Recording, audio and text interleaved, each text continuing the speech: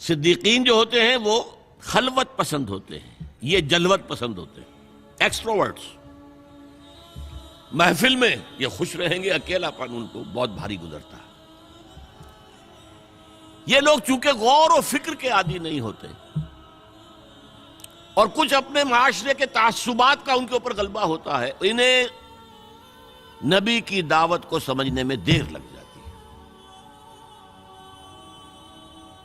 اب اس کی سب سے بڑی مثال دے رہا ہوں، حضرت حمزہ انتہائی محبت کرتے ہیں حضور سے، چچا بھتیجے کا رشتہ بھی ہے، خالہ زاد بھائی بھی ہیں، دودھ شریک بھائی بھی ہیں، ساتھ کے کھیلے ہم جولی بھی ہیں، کہ 6 سال بیت گئے ہیں، سوچا ہی نہیں بھتیجا کیا کہہ رہا ہے، سوچا ہی نہیں۔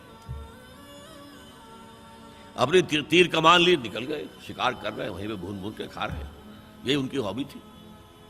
جیسے حضرت اسماعیل کا نقشہ آتا ہے علیہ الصلوۃ والسلام، حضرت حمزہ کا بھی سیرت و کردار کے اعتبار سے وہی نقشہ، 6 سال لگ گئے، سوچا ہی نہیں۔ اور سوچا بھی ہے تو کس طور سے؟ جذباتی طور پر برسٹ ہوئے۔ ایک روز شکار سے واپس آیا، ابھی گھر میں داخل نہیں ہوئے تھے کہ صوبیہ وہ لونڈی جس نے دونوں کو دودھ پلایا تھا، حضور کو بھی اور ان کو بھی، اور انہوں نے کہا کہ حمزہ آج تو ابو جہل نے تمہارے بھتیجے کے ساتھ بہت برا سلوک کیا ہے۔ گھر میں داخل نہیں ہوئے، سیدھے گئے جہاں وہ اپنا پرا جمائے بیٹھا تھا، اس کے سر پر جا کر کمان ماری، سر پھٹ گیا اس کا۔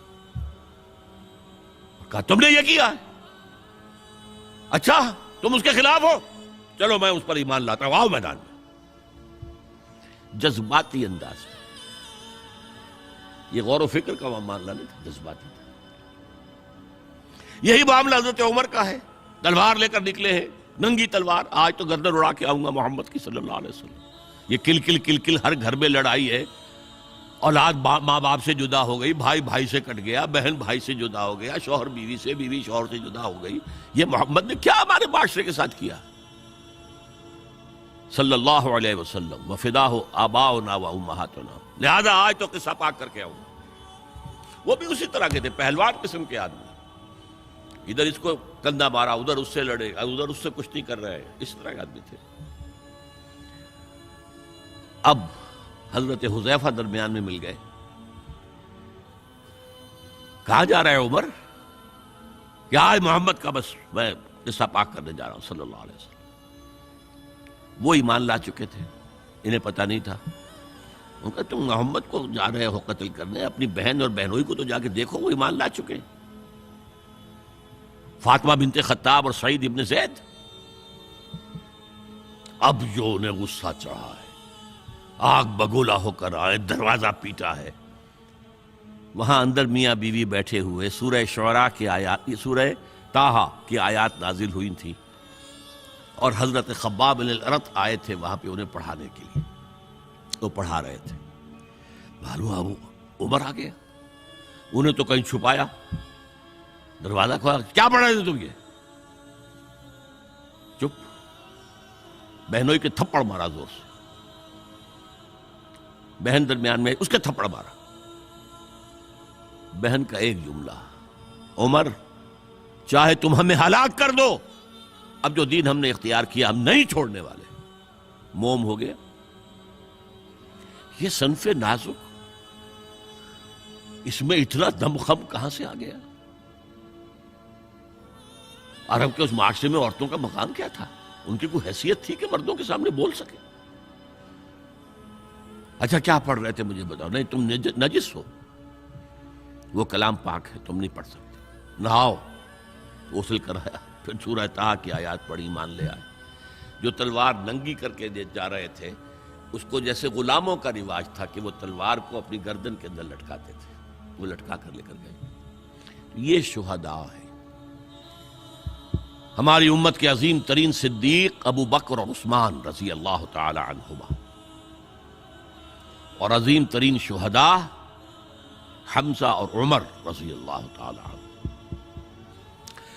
اب آئیے آخری مرحلہ میری گفتگو کا۔ جن لوگوں نے حضور کا ساتھ دیا اور ساتھ دینے میں یہ شہداء آگے نکل جاتے، صدیقین پیچھے رہ جاتے. یہ غور و فکر کرنے والے، وہ جو اقبال نے کہا نا کہ لاکھ حکیم سر بجیب ایک کلیم سر بکف، تو یہ جو ہوتے ہیں شہداء یہ سر بکف والے لوگ ہیں، تو یہ آگے نکل جاتے ہیں. پھر لہذا حضرت عمر کے ایمان لانے پر پھر مسلمانوں نے مسجد کے اندر آ کر اور کھلا صحن کعبہ کے اندر آ کر نماز پڑھی. اور جب ہجرت کے لیے نکلے ہیں تو اعلان کر، باقی چھپ کے نکلتے تھے صحابہ، چھپ کر، پتہ لگ جائے کسی کو. اور آپ نے آ کر وہاں 2 رکعت نماز پڑھی اور کہا دیکھو میں جا رہا ہوں، ہجرت کر رہا ہوں، اگر کسی کی خواہش ہو کہ اس کی ماں اسے روئے تو آئے اس پہاڑ کے پیچھے میرا مقابلہ کر لے، روک لے مجھے. تو یہ تھے حضرت عمر. لیکن اب جو بات کہہ رہا ہوں، جنہوں نے ساتھ دیا اور اس میں اپنی جانیں دے دی، اس کام میں، اس شہادت علی الحق میں، اس شہادت علی الناس میں، اس شہادت للہ میں اپنی جانیں دے دی، وہ گویا کہ کوالیفائی کر گئے کہ انہیں شہید کہا جائے، گواہ اللہ کا کہا جائے. اب حضور کی آنکھ بند ہو رہی ہے. سب سے بڑی اگریو پارٹی کون سی تھی؟ مشرکین مکہ، مشرکین عرب، جن کو کہ حضور کے آخری سال جو تھا زندگی کا، اس میں جو یہ دھمکی دے دی گئی تھی 4 سال 4 مہینے کی مہلت ہے، ایمان لاؤ گے تو ٹھیک ہے ورنہ قتل عام ہو جائے. اب وہ جو سر اپنا دبک کر بیٹھ گئے تھے، اب وہ کھڑے ہوئے. This is the time to strike back. جھوٹے نبی کھڑے ہو گئے، زکوٰۃ نہیں دیں گے. ارتداد، نوٹ کیجئے میری بات، اذا جاء نصر اللہ والفتح ورأیت الناس يدخلون فی دین اللہ افواجا، اور حضور کے انتقال کے بعد یخرجون من دین اللہ افواجا، نکل گئے اللہ کے دین سے فوج در فوج. یہ وقت تھا، ابو بکر کھڑے ہوئے ہیں، آہنی عزم والا شخص، بہت منحنی سے انسان، کمزور سے انسان، رقیق القلب انسان، لیکن عزم کوہ ہمالہ والا تھا اندر. جنگیں کی ہیں. عمر جیسا شخص بھی کہہ رہا ہے رضی اللہ تعالی عنہ کہ دیکھیے مصلحت دیکھیے، آپ نے جیش اسامہ کو روانہ کر دیا ہے، ٹھیک ہے، حضور نے تیار کیا تھا، آپ نے کہا میں کیسے روک لوں. آپ نے نئے نبوت کے جو ماننے والے ان کے خلاف جہاد شروع کر دیا ہے، وہ بھی ٹھیک ہے، وہ مرتد ہیں، کرنا ہوگا.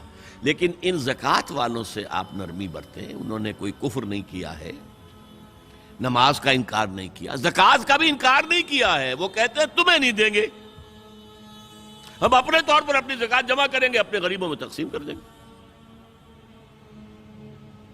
حضرت ابوبکر نے فرمایا کہ خدا کی قسم اگر حضور کے زمانے میں یہ اونٹ جب دیتے تھے زکوٰۃ کے، اور اس کے ساتھ اونٹ کا گھٹنا باندھنے والی رسی بھی دیتے تھے، اور آپ کہیں کہ اونٹ لے جاؤ رسی نہیں دیں گے، تب بھی میں جنگ کروں گا. ایبدل الدین وانا حی، یا دین میں ترمیم ہو جائے گی جبکہ میں ابھی زندہ ہوں، اور اگر کوئی میرے ساتھ نہیں جائے گا تو میں اکیلا جاؤں. بہرحال یہ جو پہلی کاؤنٹر ریولوشنری موومنٹ تھی، اسے حضرت ابو بکر کی فضیلت، ان کا جو یوں سمجھیے کہ وہ پوری بات جو ایک دفعہ پھیل منتشر ہو گئی، حجاز کے چند شہروں تک اسلام رہ گیا تھا، پورا عرب باغی مرتد، کنسولیڈیٹ کر کے حضرت عمر کے حوالے کر. حضرت عمر کے زمانے میں اب جو جہاد ہوا ہے، قتال ہوا ہے، اس میں سب سے زیادہ ایگریوڈ کون تھے؟ ایرانینز. 2 سپر پاورز تھیں، رومن، اس کی 3 میں سے 2 ٹانگیں توڑ دی تھیں، تیسری انٹیکٹ تھی. 3 ٹانگیں کون سی تھیں؟ نارتھ افریقہ پورا اس کے پاس تھا، وہ نکل گیا. ویسٹ افریقہ، شام، ترکی، فلسطین کا علاقہ اس کے پاس تھا، وہ نکل گیا، مسلمان لے گئے. اب رہ گیا یورپ کا، ایسٹرن یورپ. لیکن سلطنت ایران کی دھجیاں بکھر گئی، ختم، نسیہ منسیہ. اگریوڈ پارٹی تو دوسری کاؤنٹر ریولوشنری موومنٹ ایران سے آئی.